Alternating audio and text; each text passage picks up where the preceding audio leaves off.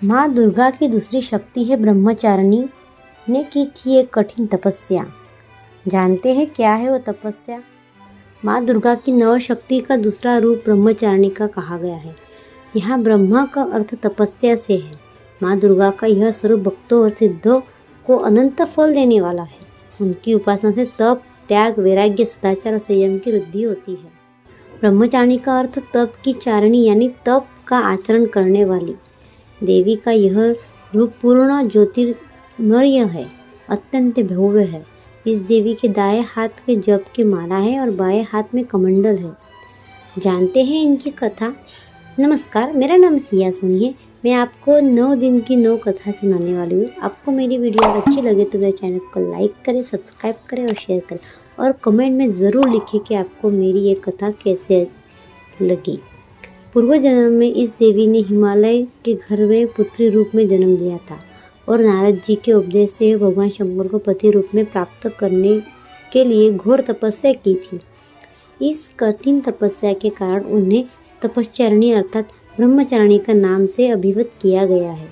1000 वर्ष तक उन्होंने केवल फल फूल खाकर बिताए थे और 100 वर्ष तक केवल जमीन पर रहकर शाक पर निर्वाह किया था। कुछ दिनों तक कठिन उपवास रखे और खुले आकाश के नीचे वर्षा, धूप के और घोर कष्ट सहे। 3000 वर्षों तक टूटे हुए बिल्व पत्र खाए और भगवान शंकर की आराधना करती रही। इसके बाद तो उन्हें सूखे बिलपत्र खाना भी छोड़ दिया। कई हजार वर्षों तक निर्जल और निराहार रहकर तपस्या करती रही। पत्तों का खाना छोड़ देने के कारण ही उनका नाम अपर्णा नाम पड़ा और कठिन तपस्या के कारण देवी का शरीर एकदम क्षीण हो गया।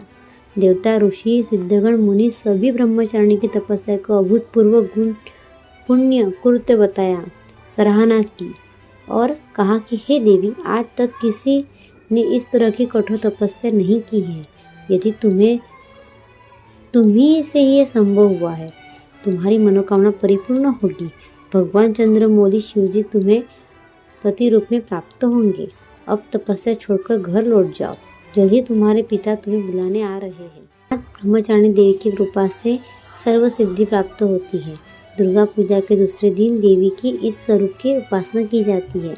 इस देवी की कथा का सार यह है कि जीवन में कठिन संघर्षों में भी मन विचलित नहीं होना चाहिए, अपने धैर्य को छोड़ना नहीं चाहिए, तभी हमारी सब मनोकामना पूरी होती है।